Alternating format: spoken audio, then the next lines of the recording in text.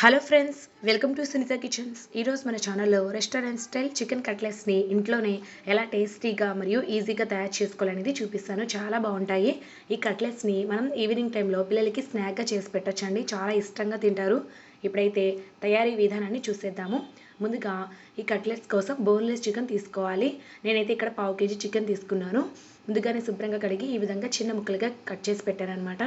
ఇందులోకి 2 టేబుల్ స్పూన్ల దాకా పుల్లరి పెరుగు, అలాగే కొద్దిగా సాల్ట్ వేసుకోవాలి. 1 టీ స్పూన్ దాకా ఈ పెరుగు, ఉప్పు అంతా కూడా చికెన్ ముక్కలకి బాగా పట్టించి ఒక 15 నుంచి 20 నిమిషాల పాటు మ్యారినేట్ చేసుకోవాలి.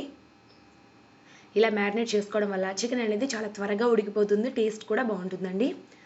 ఒక 20 నిమిషాల తర్వాత స్టవ్ మీద ఒక చిన్న ప్యాన్ పెట్టుకొని అందులోకి ఈ మ్యారినేట్ చేసి పెట్టుకున్నటువంటి చికెన్ని వేసేసుకొని మూత పెట్టేసి కుక్ చేసుకోవాలి మీడియం ఫ్లేమ్లో.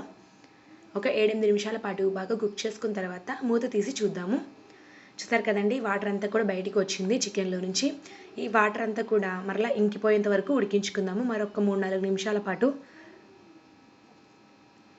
ఈ ప్రాసెస్లోనే చికెన్ 50% ఉడికిపోతుందండి. మరొక 3-4 నిమిషాల తర్వాత మూత తీసి చూస్తే వాటర్ అంతా కూడా చాలా వరకు ఇంకిపోయింది. ఒకసారి చెక్ చేద్దాము చికెన్ ముక్క ఉడికిందా లేదా అనేది. మీరే చూస్తున్నారు కదా, చికెన్ 50% పైనే ఉడికిపోయిందండి. ఇప్పుడు ఈ చికెన్ని పక్కన పెట్టేసుకుందాము. ఇప్పుడు ఒక చిన్న బౌల్ తీసుకొని అందులోకి ఒక 2-3 టేబుల్ స్పూన్ల శనగపిండి వేసుకోవాలి. అలాగే ఇందులోకి ఒక 1/2 టీ స్పూన్ సాల్ట్, అలాగే తగినంత వాటర్ వేసుకొని బాగా కలుపుకుందాము. ఈ బ్యాటర్ మరీ పల్చగా ఉండకూడదు, అలాగే బాగా థిక్గా కూడా ఉండకూడదండి. మీడియంగా ఉండాలన్నమాట. కాస్త జారుడుగా కలుపుకోవాలి. ఇప్పుడు ఈ బ్యాటర్ని పక్కన పెట్టేసుకుందాము. అలాగే ఈ కట్లెట్స్ కోసం మనకి బ్రెడ్ క్రమ్స్ అవసరం అండి. ఇంట్లో అయినా తయారు చేసుకోవచ్చు, లేదా బయట షాప్స్లో అవైలబుల్గా ఉన్నాయి మనకి. అలాగే ఇప్పుడు ఒక పెద్ద బౌల్ తీసుకొని అందులోకి చిన్న చిన్న ముక్కలుగా కట్ చేసి పెట్టుకుని చికెన్ పీసెస్ని వేసుకోవాలి. వాటిని ఈ విధంగా చిన్నగా తరుక్కోవాలండి. అలాగే ఇప్పుడు ఒక 2-3 నిమిషాల పాటు చేతితో బాగా మ్యాష్ చేసుకోవాలి, పొడి పొడిలాడే విధంగా. ఇలా చేసుకుంటేనే మనకి కట్లెట్స్ అనేవి పర్ఫెక్ట్గా వస్తాయి. తర్వాత ఇందులోకి ఒక చిటికెడు పసుపు, 1 టీ స్పూన్ దాకా కారం, రుచికి సరిపడా ఉప్పు వేసుకోవాలి. అలాగే మిరియాల పొడి ఒక 1/2 టీ స్పూన్, జీలకర్ర పొడి ఒక 1/2 teaspoon, garam masala powder వచ్చేసి ఒక 1/2 టీ స్పూన్ వేసుకోవాలి.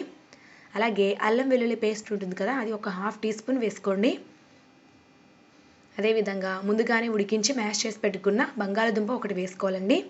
అలాగే ఇక్కడ చూస్తున్నారు కదా, కట్ చేసి పెట్టుకున్న ఉల్లిపాయ, పచ్చిమిర్చి తరుగు, అలాగే కొత్తిమీర తరుగు వేసుకోవాలి. ఇప్పుడైతే బాగా కలుపుకుందాము. ఇవేనండి ఇందులో వేసే ఇంగ్రీడియంట్స్ వచ్చేసి. ఒకవేళ మీకు ఇష్టమైతే కొంచెం ఆమ్చూర్ పౌడర్ కూడా వేసుకోవచ్చు, ఒక 1/2 టీ స్పూన్ దాకా. నేనైతే వేయట్లేదు. చికెన్ మిశ్రమాన్ని బాగా కలుపుకున్న తర్వాత ఒక నిమ్మకాయ సైజ్ అంతా బాల్ లాగా చేసుకొని దీన్ని అరచేతిలో పెట్టుకొని ఈ విధంగా కట్లెట్ షేప్లో చేసుకోవాలండి. అంతే అనమాట. మొత్తం మిశ్రమాన్ని ఇలాగ కట్లెట్స్లా ప్రిపేర్ చేసి పెట్టుకోవాలి. ఇక్కడ చూసారు కదండి, మొత్తం ఈ విధంగా చేసి పెట్టాను. ఇప్పుడు ఈ శనగపిండి వాటర్ని పక్కన పెట్టుకుందాము. ముందుగా దీంట్లో డిప్ చేసి తర్వాత బ్రెడ్ క్రమ్స్లో కోట్ చేసుకుంటే మనకి కట్లెట్ అనేది రెడీ అయిపోతుంది. ఈ విధంగా అన్నిటినీ కూడా తయారు చేసి పెట్టుకోవాలి.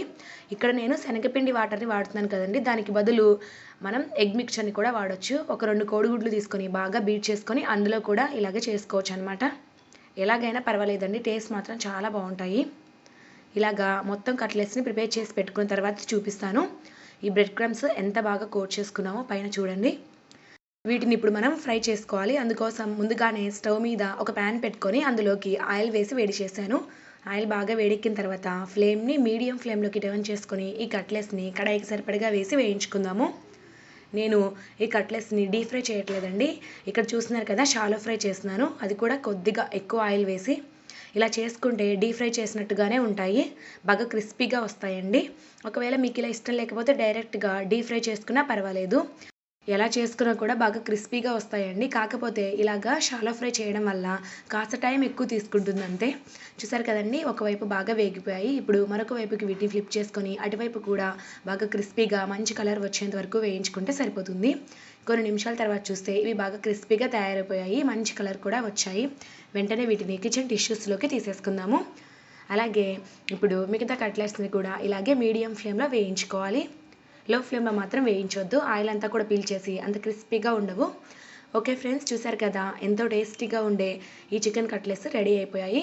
వీటిని ఇప్పుడు టమాటో సాస్తో కానీ టమాటో కచప్తో కానీ వేడి వేడిగా సర్వ్ చేసుకుంటే చాలా టేస్టీగా ఉంటాయండి. ఖచ్చితంగా మీరు ట్రై చేయండి. పిల్లలైతే చాలా ఇష్టంగా తింటారండి. ఇలాంటి రెసిపీలను మనం ఈవినింగ్ టైంలో పిల్లలకి స్నాక్గా చేసి పెట్టొచ్చు. ఒకసారి అయితే ఖచ్చితంగా ట్రై చేసి ఎలా వచ్చిందనేది మాత్రం నాకు కామెంట్స్ రూపంలో తెలియజేయండి. అలాగే ఈ వీడియో కనుక మీకు నచ్చినట్లయితే ఇలాంటి మరెన్నో సింపుల్ అండ్ టేస్టీ రెసిపీస్ కోసం నా ఛానల్ని సబ్స్క్రైబ్ చేసుకోండి. Thank you for watching.